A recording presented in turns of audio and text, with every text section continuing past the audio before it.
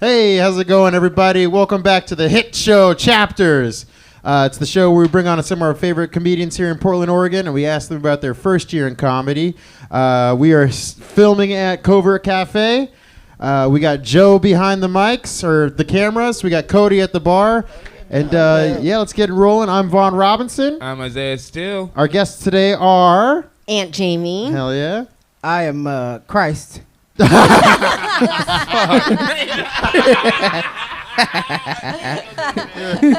was good. No, I'm Ike's. I'm just fucking people. I just like these people. Interesting comedy dynamic. We do have a bunch of questions to rip through. Let's start out with the first one of like, how long have you guys been in comedy? And Jamey, go first.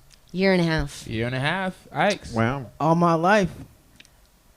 All my life. All right, so we got to go through quick. So you can do joke answers every time. Okay. 7.5 years. 7.5. Nice, nice. Yeah. Jamey, you're the first person to be on the pod that's as new as you are. Mm-hmm. I'm new. We're all new at this. But a year and a half, you have a short window of reflection. Does it feel like you used your year well? Yeah, it was such a fun year. Nice. I started to get really into it around like the 6-month point. Hell yeah. So it was like scattered for the first 6, and then I started to do What more did you mics. first perform? It was Doomsday, Now Poor Choices. The first mic I went up at, Vaughn invited me. We were in an acting class together. And that was my first, Oh, so it wasn't me yet, was it? It was before me and Joseph. Was it Ruby? Was it Ruby? It was hosting? Ruby. It was Ruby with the school fucking. Yeah. Do you love me now, mommy? Yes, That joke, yeah. Always gets a laugh. Interesting joke. Yeah, great stuff. All right, so what did you start performing? When? Where? Oh, where? At a 82nd down the street at a Hijinks in Courtenay's mic. Oh, how was that? 2018-ish. Yeah, 2018-ish. Nice. I initially started comedy when I was like 20-something. I went to one comedy class at the Brody Theater. Then I stopped because I got married and I had kids. So they fucked up my life. So that was that. But I don't count that time because it was like only 3 months. So I don't count it. But yeah, 2018. So at 20, you always knew you wanted to get into comedy? No. Not at all. Why'd you take the class? Did someone prompt you to do it, or you just signed up for it? I was nervous. Like I wanted to try it because I was like, fuck it. This is how I initially. So I worked at Amazon, and I used to just listen to Pandora comedy on Pandora all the fucking time. Mm-hmm. And I was like, fuck it, I'm funnier than Patrice O'Neal. That was the comparison you made? Holy shit. I know at the time, right? He was like, fuck, I can do that shit. No, I'm just fucking with you. Chill, relax. Yeah. Oh my like, God. don't laugh too fucking hard. That wasn't even a fucking joke. Fuck y'all. Nah, but like, I listen. I can do that. Well, you're just as funny. You're funny like him. Nah. Nobody's funnier than Patrice O'Neal. Don't do that, Isaiah. I loved his. trying to give you something. Have you heard the radio interview with Patrice O'Neal when he went on the news and he's like, "I live in funny. Like my world is funny. That's why everything like I can say these awful things because I'm looking to laugh." I did see that. Yeah, it's such a good interview. So turn this off, go watch that, and then come right back. Okay. Go watch the OB and Anthony show. Mm-hmm. Yeah. It's Oh, so yeah, good. that's So so But good. like that was just like at that time in my life, it was just like comedy actually helped me like propel myself to a different like understanding of me as a person, and listening to it really helped me understand myself. So it was mostly listening. So I don't have the visual cues yet. It was mostly like listening to people set up punchline. Then I'm like, that's how I learned it. I didn't learn it through even doing comedy classes, really. Was there any like local comedian that inspired you? Fuck no, not in Portland. Not in No, I'm Portland? joking. I'll say, to be honest, like, it's a list. It's not just one. It's a list. Top like, 3. We don't have first time I saw Posse inspired me. Lance, G, and then probably Christopher Lockridge, to be honest. No kidding. That's awesome. You give your best friend credit for that too? Well, because I mean, me and him grew tremendously together, growing up together as a comedians, and then I see how he does it, and we're kind of different, but it's also not because both of us are just fucking ridiculous. Yeah. So Ridiculous, and you both do duos. That was the first introduction I got to seeing you guys doing stand-up. Okay. And you guys used silence and awkwardness so fucking well. You guys are just so like... That's the best. I tell people I think people forget that awkwardness is also an emotion. So people tend to latch on when they're doing comedy. Audience members, they tend to latch on to emotions, and that's what makes them kind of laugh. Because I've been like, say for instance, you got shit. Everybody has the shit before. So if you have a joke about shit, people understand it. Like, not everybody understands being black. Not everybody understands being Filipino and Filipino. I don't the fuck Filipino else. and whatever my mom is. Yeah. So that's the thing. Like, it's like commonalities. So people understand commonalities. Universal. Yeah. That's cool, man. Who inspired you? Like in the comedy scene, like in the Portland comedy scene. Also popular comedy scene. Yeah. So when I first got started, there's a mic you all know, Tits Up, the all-women mic, and I saw Amanda Lindell go up. Oh, yeah. And, I was brand new then, and I was very stiff on stage trying to remember all the words that I had written down on a piece of paper, and to watch her just go nuts. I just thought I think if I just practice, maybe, someday, right? That's like a North Star, yeah. Well, I remember when we were talking in the acting class, and you wanted to do stand-up because of your job at the time. Yeah. You had a goal of, I want to do acting, I want to do stand-up because it'll help me with my job. Right, yeah. And then What the was the priority, job? yeah. What were you doing while you were trying to... Yeah, so I train teachers. I give like professional learning to teachers, and like when you're doing that, you're competing with cell phones basically, and my colleagues would complain about it, and it was a really fun challenge for me. Like, everyone's on their phones all the time. I can be more engaging than that. And so I started to get like laughs. I wasn't like telling jokes, but I was always trying to be really engaging. And then sometimes I would get laughs, and I was like, whoa, that felt good. Whoa. Yeah. So I was doing it for the job, and then you invited me. I think in the back of my mind, I was like, I want to try it. I want to try it. Yeah. Yeah, but then out of nowhere, the priority completely shifted, and you went, comedy's going to be number one. So Yeah. well done, dude. There's Well nothing done. like it though. It's Yeah. nothing like comedy. Mhm. It's like a fucking crack fiend trying to get his addiction, and then you get it, and then you just want more and more and more. Like, I sucked a couple dicks to get some stage time. You've never sucked my dick for stage time. I didn't say you, sir. Damn it. No. You're giving that out for free. Yeah, that was a fucking option. No, but it's just once you do it, it's just like there's nothing like it. I have 7 kids. I was married. There's nothing like it. It And it would feels never like be you're nothing like chasing the dragon for a bit. Like, always. even only one time did it ever come close to feel like the first time ever doing an open mic was the highest I ever got from stand up, and like nothing ever, because I was like, I finally did it after like 20 years of wanting to do it, and then even though it was shit, I still felt amazing. Yeah, I didn't sleep at all that night. All right, guys, what about professional comedians? Do you have any influence? I know you mentioned Patrice O'Neill. Yeah. Were there any professional influences in your stand up? I love Michelle Buteau. Who's that? She's so sassy. She's a black woman. She's married to a Dutch guy, right? She called out Dave Chappelle. It was funny as fuck. Last comedy special. She is just Blasted his ass. Oh, really? Yeah. Okay, sorry. Yeah, I love her. I love her because she does like feminine confidence. And so I try to have that, like, it's okay. Like, yes, self-deprecating is always funny. But, what what can it be like when a woman's funny when she's also confident? And, you know, that's also like the Sex and the City thing, too. It's not stand-up, of course, but that's a funny show. And those women, the funniest character, Samantha Jones, is super confident, and she's always cracking really... They're all witty, but Samantha's hilarious, but also super confident.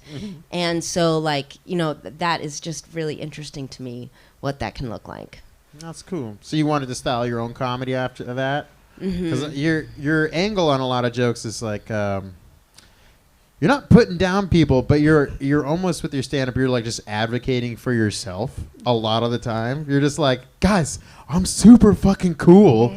Just let me talk. Well, it's mostly targeted. It's mostly targeted towards men. It's a good angle. I like your comedic angle. It's very cool. Thank you. Yeah. What about you? What was your favorite influence? I'm five. I'm top five. Top five? I had like a lot people influence me. I'll say no particular order. But Patrice is number one. But everybody else, no particular order. Bernie Mac, Stephen Wright, Nice. Mitch Hedberg, and then Carlin and Chappelle. I love Chappelle. But those, I love Carlin because of topics. He's very intelligent and very witty about how he's going to set up his jokes and how he's going to let people feel uncomfortable. I like comics that make people feel uncomfortable at times. So that's kind of where I learned how to just rest in the silence as well. Because I'm also uncomfortable. So if I'm uncomfortable, fuck it. Everybody else can be uncomfortable too. You like to laugh at the third-party experience. Yes. Yeah. I love it. But you also like, because two of them are very set-up punchy. Yeah. Stephen Wright, very set-up punchy. But I kind of, it's weird. The only reason I listened to Stephen Wright and Mitch Hedberg, like the one-liners, because like it helped me write my kids into my jokes, because my kids kind of do one-liners a lot, so I have to be like, okay, how can I make this funny quick?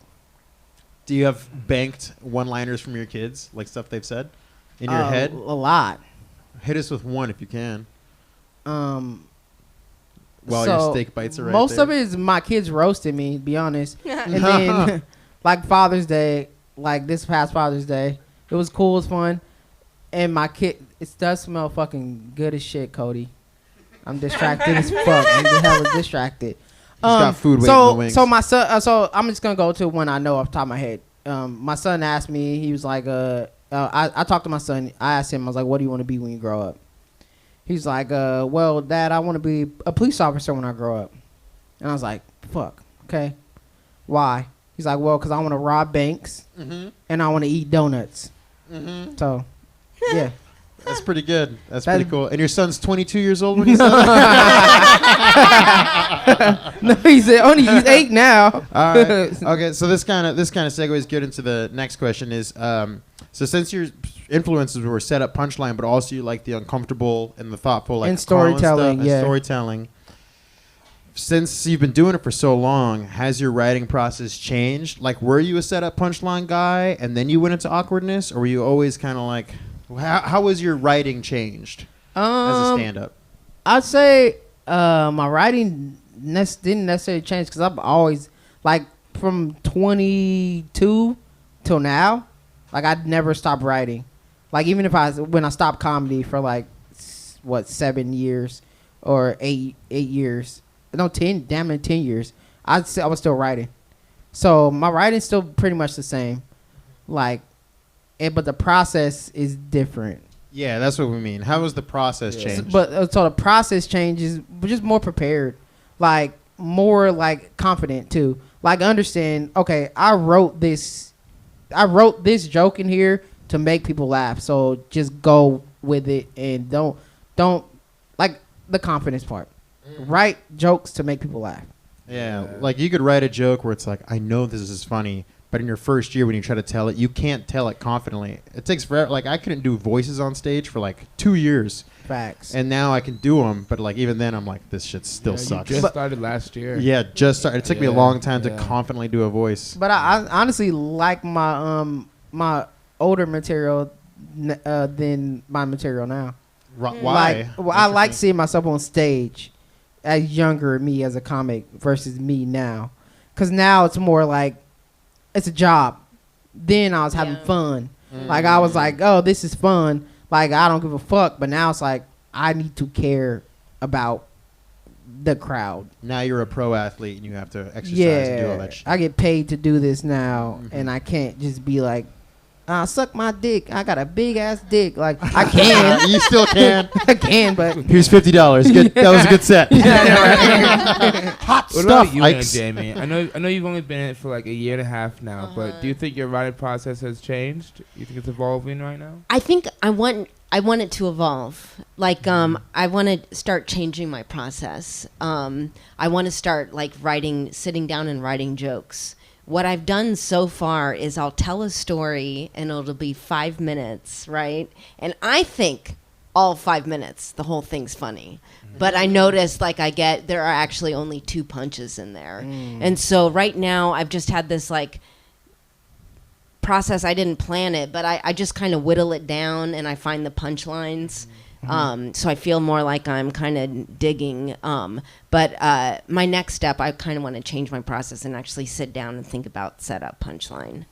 How much are you listening and like learning, not to yourself, but like because Christopher Titus, he's a storytelling comedian and he talks about it. Are you like listening to pro comics talk about storytelling writing much? I listen, I'll notice how comics tell a story and how it can work. And how it has to be punch, right? Like, because when I started, I'm like, this story is so funny. And it's so, like, when you see people go on stage for the first time, they've got, like, what they think is a funny story. And I've been learning how to find, like, the punches. And so when I'm watching comedy, I think, okay, they're telling a story right now. Listen to how it goes punch, punch, punch, punch, right? But I do like lean towards storytelling. And I remember my first set at Doomsday. I had every single word memorized because I rehearsed it 100 times.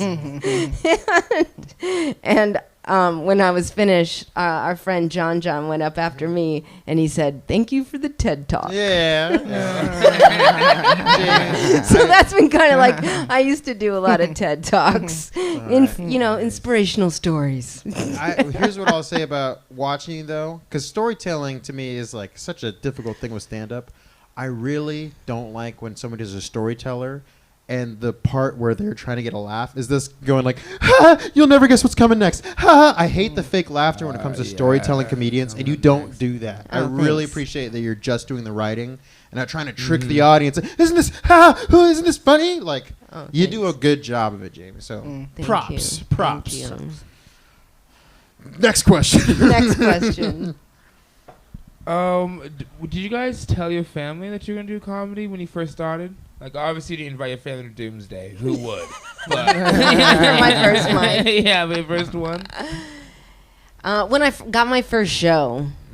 Because when I got my first show, actually, you know how like sometimes you just randomly get a good picture of yourself? It's a pretty good picture, right? Yeah. So like I sent that out and I was like, I just got paid $20 to do comedy. Hell yeah. Nice. Fuck yeah.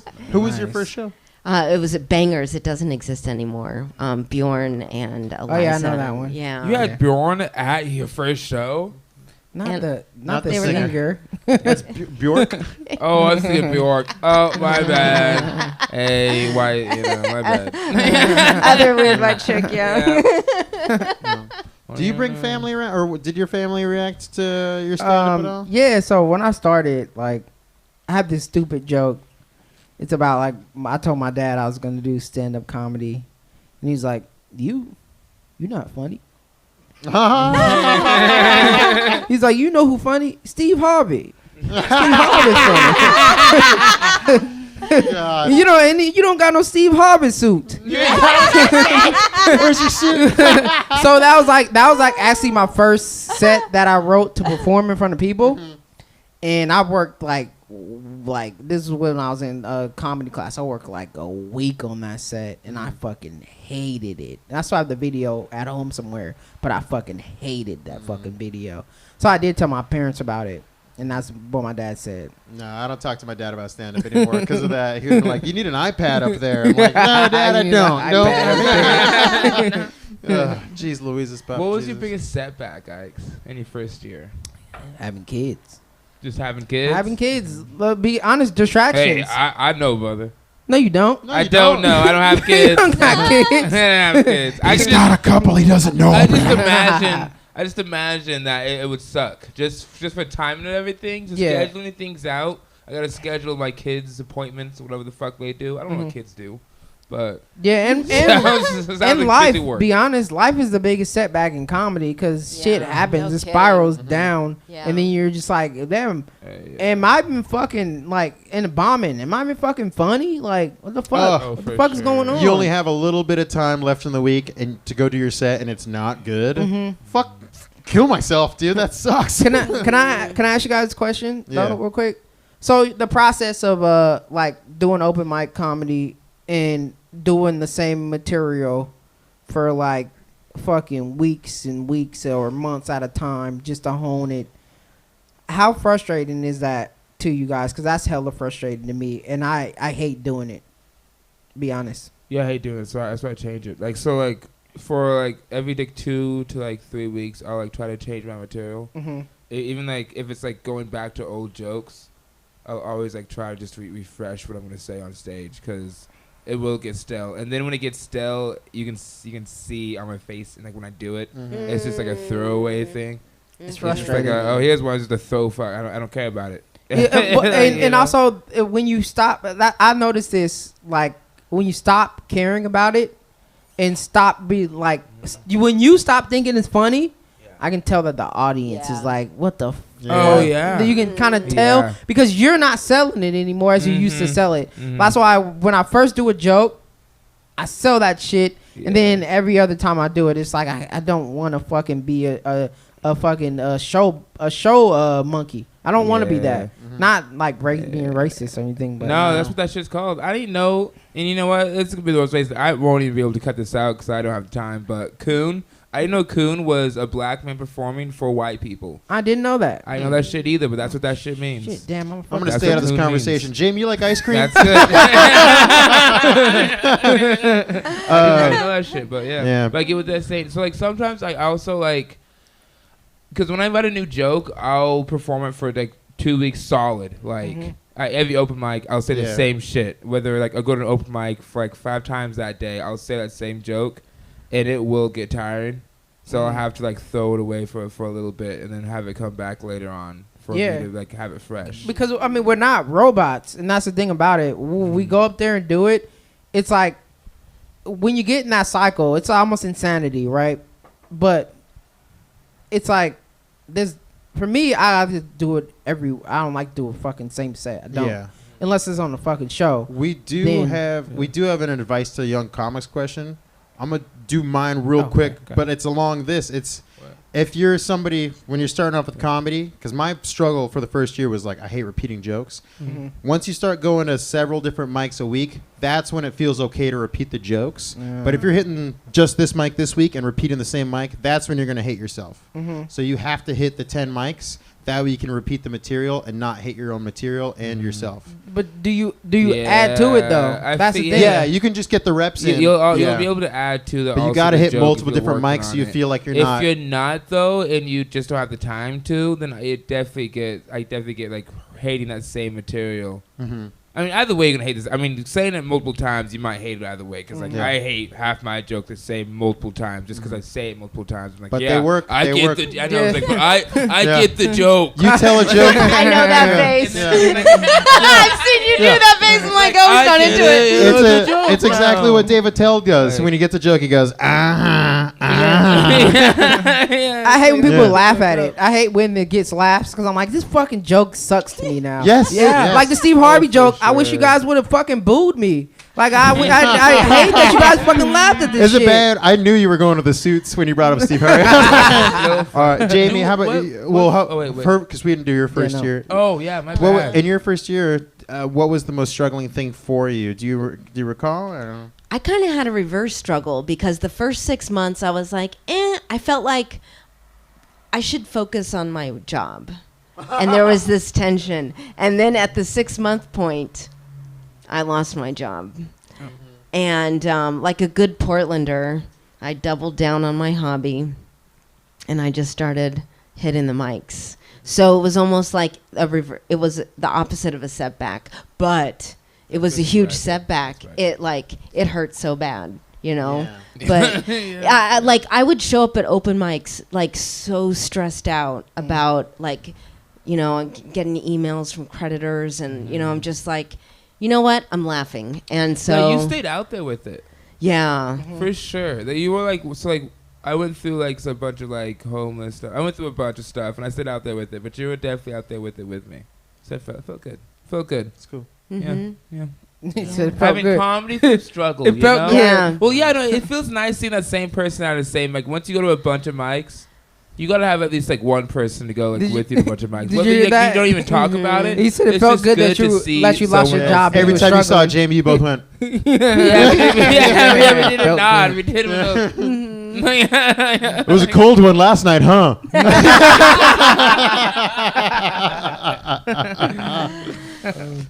But did you get any feedback your first year, Jamey? You know, people told me I look really nervous. Yeah. And I was just like, I don't know how to fix that. And I don't hear that anymore. And I actually don't feel nervous. I mean, it's... I mean, you don't carry that at all. Oh, thank you. Nah, Thanks, you, Ike's. You carry confidence. Like, That's what I'm going for. It's my dream. it. That's For weird sure. feedback. I also, Thanks, Ike. thinking back, I don't see you as being nervous, honestly. I do a little bit. From there, I remember. Okay, so if you were nervous, it was because you were thinking of the material a lot. You remember? Yeah, this is. Yeah, I remember. For We sure. did the roast of Noah Linska as he was moving, and everyone wrote roast jokes. And on Jamey, you're a great writer. And I remember you told me after, you were like, I need to work on being freer on stage, because you were like, I'm just gonna do material. And I was That was so funny. 'Cause that was a good roast. it was a great roast. That was great. Yeah. That was a fun time. Yeah. Did you receive feedback? Yeah, I want to just mind you killed Christian. Like, you killed Christian. Like, you sent him on the way to New York. You killed him. I wish I It heard was the amazing. jokes. Christian I wish, Grey? Yeah, Christian she Grey. roasted Roast Christian killed Grey, him. and I Oh, hell wish- yeah. Killed him. I would killed Like, him. but you see, yeah, I take after this, I want to hear him. yeah, I take criticism. Like, because I just want to grow. This is like something for me. It's like a sport. But I know you take it. Piggyback. We all take it, buddy. Trust me. Do But I apply it? Did you no? Did you get feedback your first year? Like what was the feedback you Of got? note. Like, what was Did the I notes you get? got? Oh, what was? So I was trying to be a storyteller when I first started doing comedy, and then people were just telling me to go watch like Bernie Mac, go watch some sets from Bernie Mac, go watch storytellers, because me, I'm scatterbrain. I'm autistic, so I'm scatterbrain when it comes to everything. I'll go thrown off by these fucking flies flying around right now. So, like, any and fucking everything can throw me off, and it fucking sucks. But I had to learn how to just rest in it. And but sometimes I didn't. A lot of times people told me, bro, you cannot go up there and freestyle. You cannot go up there and do different material every week. I need to see the same fucking material. And I'm like, no, I don't want to do that. Who said that? Bookers? Bookers. People at book shows. Yeah, for the first probably 2.5 years in comedy, I didn't get booked on shows They were because like, do the same thing. yeah, do the same thing. I want to see a consistent set from you because I want to know I can book you. I'm like, no, I don't want to do the same thing. Because it's scary as a booker. Like, not if you're if you're a comic that goes on stage and says something random every single time, you can say that wrong thing quickly and just cancel the whole show. You could say the wrong thing. You could like we don't know what you're like. We don't know who we're booking. Like, it's like Yeah. catch like Give a random. Ike's 10 like a minutes. He'll Pandora's get there. box. He'll get No, there. but also He'll understand. do He'll something. get there. But also, but this is it's something I also understood. Like, if somebody's funny, they funny. And if I book a show, if I see somebody's funny, like I told Milo, this is advice I had Milo. I said I have trouble with really doing crowd work, and I said, okay, well, go up there empty, bro. Go up there with nothing in your fucking hands, nothing in your head, nothing that you want to do. Go up there and just freestyle, because I encourage people to freestyle because I was told not to. I was told to do the opposite, and that's why I hated it. I still hate it to this day. Ike's batting average of giving that advice is not good. Go up there, freestyle. It's fine. Is there any other advice you'd give a first-year comedian? Don't let other people dictate who you are as a comic. Don't let other people, even people that you look up to, even like people that you watch on TV, like get your own persona, your own. Find who you are as quick as possible, and rest in that, because that's something I struggle with a lot. Was people telling me you're funny, but I'm not gonna book you on the show because of X, Y, and Z. I'm like, all right, cool, whatever. Yeah. And I think 5 years in doing 5 years, the 5th year into doing comedy, it was really when people started being like, oh damn, this is who you are as a person. So I'm just gonna let you be you, and I'm gonna book you on the show. But this is who you are. Yeah, and the audience will find you. They always do. Yeah. They do. If people are into it, people are into it. That's the thing. But as comics, sometimes we don't, and comics and bookers, sometimes we don't understand how this person gets laughs by doing this. Yeah. There's a few comics where I'm like, okay, I see it. It's not my wave. It's not my vibe, but I see it. But as a booker, I don't understand it. But then as an audience member, the audience is having fun. So book that fucking person, because the audience having fun. Yeah, no, for sure. So, I mean, as comics, we're kind of, I'm a comic snob. I tell people this all the time. I'm a snobby person when it comes to comedy. I'm not going to give people fake laughs. No, you've never laughed at me once, but I love you. Yes, I have. When your back was hurting, you got raped by that guy, I laughed tough. Eugene, I laughed tough when he was sitting there. Yeah, you did. What about you? What advice would you give a first-year comedian? You know, I think the social part was really hard for me. You know, just walking in. I mean, I knew some awesome guys when I started, but you know, I didn't know. I felt kind of like I didn't know how to socialize. It seemed like there was already like a lot going on socially, and it was intimidating. And, you know, this is going to sound way more noble than I actually was. But, you know, when I just started to focus on the craft of it, like the writing, the jokes, then the friends, you know, the social part kind of worked itself out, you know. But if I focused on that person didn't say hi to me and I didn't have anyone to sit next to, then I got really in my head. Yep. Because that's what we are as comics. We're in our head. People don't understand comics. We live in our fucking brains all the fucking socially, time. like, especially socially. Like, oh, I can't believe this comedy say this to me, or this comedy did that. Yeah. Shit happens all the fucking time. Because who helped me understand that is my homie G Wade. He's like, bro, when I just came from somewhere. Like, when I step into a door, I'm new here right now. I just came from, you don't know what I came from. You don't know what trauma just happened. If I'm at this mic and I'm not talking, maybe because I'm going through something internally, and I can't project it externally. Yeah. So a lot of it's just that. I don't take anything personal when it comes to comedy anymore. Yeah. Like, I'll cry about it at home if I don't get booked on the show, and Isaiah's the only black person on the show. Like, what the fuck? Well, that's how you know it was just a token black. It was just a token black guy card for sure. If you know it's me, only black guy there, it's like, oh, okay. Well, you just found the safest black guy that you know. But Jamey, you're right though. The social aspect is weird. I think the only way to really get good friends in stand-up is if you actually watch other people's material and just keep working on yours, because sure enough, somebody's going to go up and be like, hey, man, I like that joke about abortion you had. That was pretty great. and vice versa. Like, some of my best friends, like this guy, I met him, and then we were just friendly. And he started telling jokes, and I went, oh, he's going to be something someday now. You can see the seed. He'll cook one day. One day he'll have a hurricane joke that'll blow him out of the water. So you guys, you've been at it for a while. You're at a year and a half. Do you guys call yourself a comedian? When did you start calling yourself a comedian, and what was the switch? I've been thinking about that steak the whole time. We're so close to the end here. We got like 2 more questions. I want to eat the shit out of that steak. Yeah, we got 2 more questions. We're ripping questions. through them. He's got a show, and I got to pee. I tell me too. I got to pee too. Yeah. I tell people I'm a comedian. Like when I met Isaiah, actually, so the story. This is a crazy story too. How Isaiah and me met. I did a show, the Not Offended show. Isaiah used to be the bud tender at the place right next to it. So that's how I met. I was like, yeah, I'm a comedian. And Isaiah was like, you're a comedian? I'm trying that shit too. Did your dad tell you to wear a suit? So I mean, we kind of that's how we met.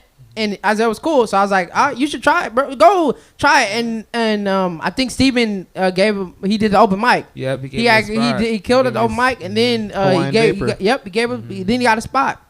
And so a lot of it is just that, because my motivation was people I saw on TV. That was my motivation. But other people's motivation is maybe somebody you see locally, or maybe going to a comedy show and the first time. But prior was definitely a big part. Wait a minute. When did you start calling yourself a comedian? I don't. Oh, okay. You don't. You never answered. Sorry, I forgot. Richard I forgot Pryor. the question.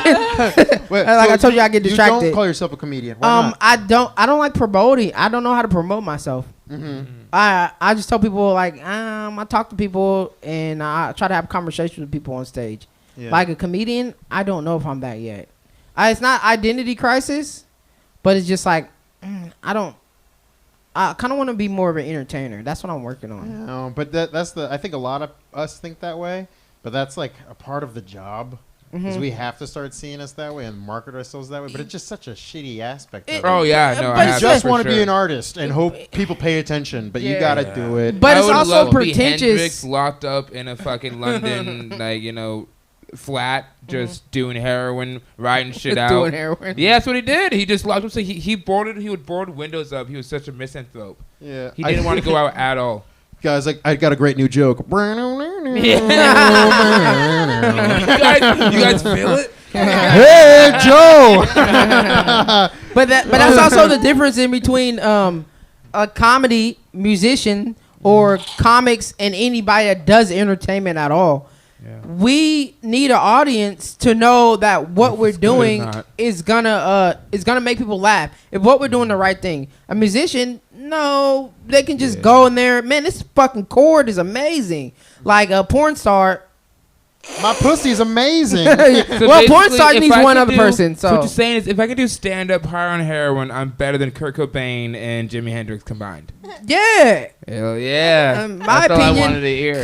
No, any musician I ever talked to, they're like, man, I want to do comedy, but it's so hard because I bring my tools with me, and people love me because of that. But you actually speak from your mind, and you actually speak from your brain. We gotta spit it out. So I guess I will start calling myself a comedian. And people You don't like the way should. You should. You I've been doing it for a long time. You've been doing it a while. Because I'm about to ask her, and she's about to say, yeah. Yeah. She's about to give up. Same question, 2 months in. But when did you start calling yourself a comedian, if you do? Yeah, like in certain situations, like with strangers, I'm a teacher. Because if you just tell a random person, they're going to be like, I've got some jokes for you. Yeah. Right? It's like a huge liability.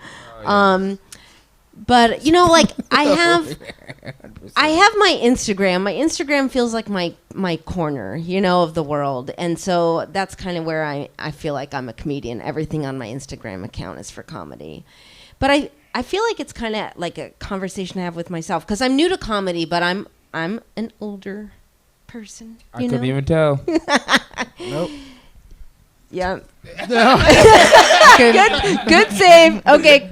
Neither of our girlfriends are here, buddy. I love you.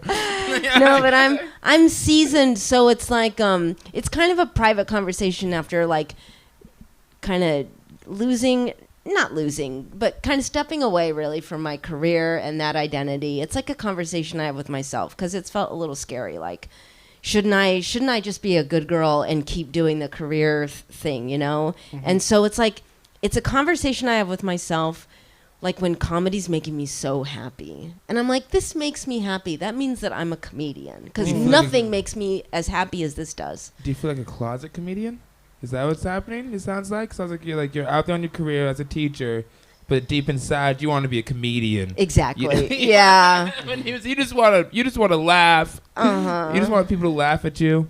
But I've been conditioned, you know. I'm 46. Like, Yeah. I've spent. For real? Uh-huh. Damn, you don't look like it. I Oh, took 46. Hey guys, keep the, Shut keep up, the you look cameras rolling. 55, Isaiah, and you're only 25. Okay, it's not needed. It's not needed, but okay, it's funny.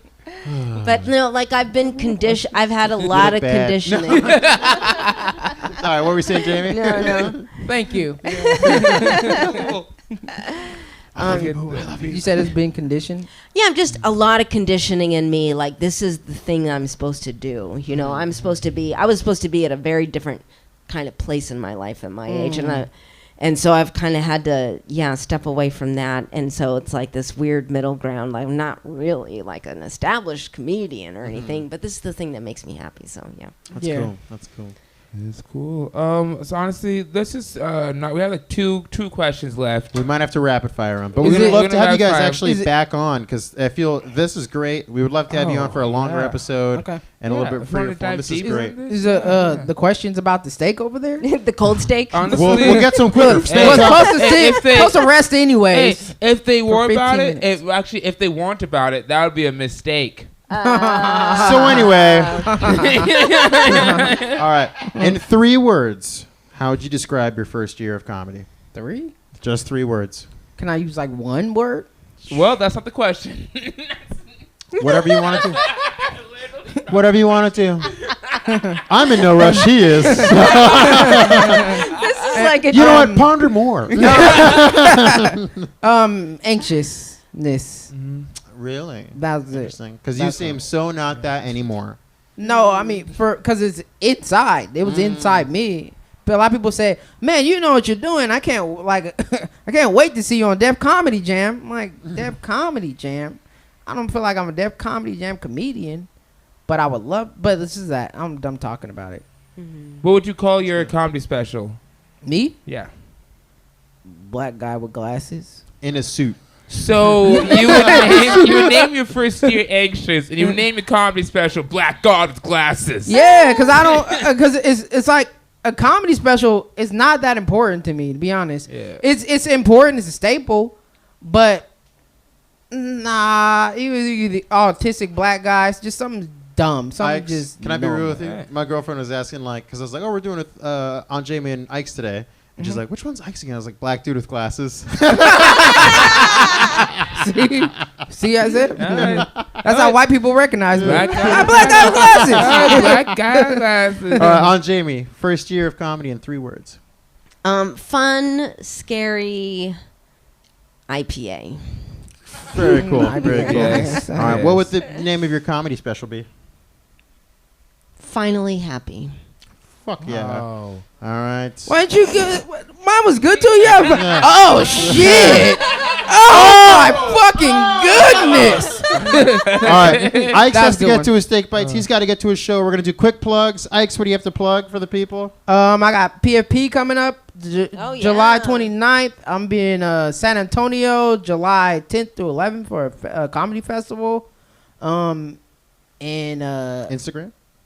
it's just Ike's on IG. Also, you can follow my OnlyFans.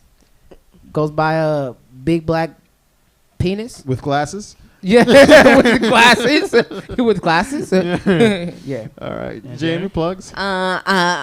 Aunt Jamey on Instagram, and I'm going to be in Denver at the end of the month. I'm doing a show for Katie Bowman, Wow. opening for Babs Gray, June 28th. So yeah, Right on. Oh, yeah. All right. Well, we got a show July. Fuck, I just checked it.